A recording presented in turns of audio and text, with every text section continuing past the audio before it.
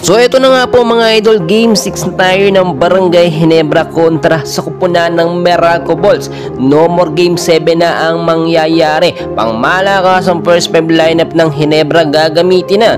And bago natin yan ipagpatuloy mga kaibigan, pa-like and subscribe po muna and pa-hit na rin po ng notification bell. Maraming salamat po sa magiging laban nga po ng Barangay Ginebra sa Game 6 kontra Meralco Bolts mga kaibigan ay gagamitin na nga po ng Barangay Ginebra ni Coach Tim Con ang kanyang pangmalakasang first 5 lineup. So nakita naman natin posibleng hindi palaruin dito. Eto nga pong si Scottie Thompson at gamitin po sa second half. So bakit hindi gagamitin? Lagi naman po nasa starting 5 si Scottie. So marami namang nakapansin at inamin mismo ni Scottie na nawala yung kondisyon ng kanyang mga kamay. Yung old games po niya noon ay hindi na po kagaya ngayon mga kaibigan. Tila kinukulang na rin po sa practice itong si Scottie Thompson. At tungkol naman po sa dalawang center na laging pinagsasabay po ni Coach Tim Con sa first half ng game ay posibleng hatiin, posibleng ilagay itong si Japet, which is lagi namang nangyayari yan sa second half ng game, at ibababad po sa first half itong si Stan or Christian Stan Hardinger, which is nakita naman natin so far maganda ang kanyang performance.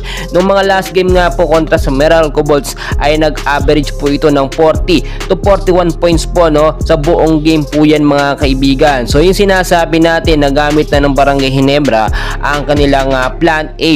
So nasa plan B tayo na laging merong backup na plano itong si Coach Tim Con. Malakas po ngayon ang offense at depensa ng Meralco Bolts at talagang babawi sila dito sa Game 6 para magkaroon ng Game 7. So gagamitin posibleng gamitin po ni Cliff Hodge ang kanyang dirty tactics, dirty game kontra dito sa Barangay Ginebra para manalo lamang, which is lagi po yung nangyayari.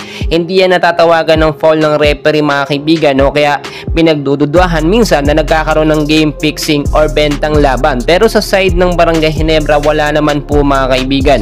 Hinihintay din po natin sa Game 6 ang appearance nga po ng mga star player ng Barangay Ginebra na hindi nakakapaglaro, hindi na ibababad, tulad na lamang po ni L.A. Tenorio na pambatot. Kinakailangan po dito sa Game 6. Marami nagsasabi na humina na nga daw po ang Barangay Ginebra dahil wala daw po si Justin Noype Brownlee at puro Pilipino na lamang po naglalaro. Alam naman natin mga kaibigan na nasa player po yan. Kahit nandyan po si Justin Brownlee, kung wala pa rin ang chemistry at momentum sa mga sa loob ng player, sa loob ng game, ay hindi pa rin lalabas ang tunay na abilidad at galing ng Barangay Ginebra. Wala po ditong pagkukulang mga kaibigan si Coach Tim Con. So hindi natin pwedeng sisihin na mali ang estratehiyang ginagawa ni Coach Tim. Alam nyo naman, veteranong coach itong si Coach Tim Con at marami nang napapatunayan niya. So nasa player po ang problema. Pero this time, dahil nga po sa panibagong sistema at plan B na gagamitin ni Coach Tim Con, ay masisigurado nila na masisilat nila ang Game 6 kontra sa kupunan ng Meralco Bolts dahil naghihintay na nga po ang SMB o San Miguel Beer sa final. So aabangan natin dyan lamang kayo. Marami tayong kaganapan mamaya, and please huwag pong kalimutan mag-like and subscribe. Maraming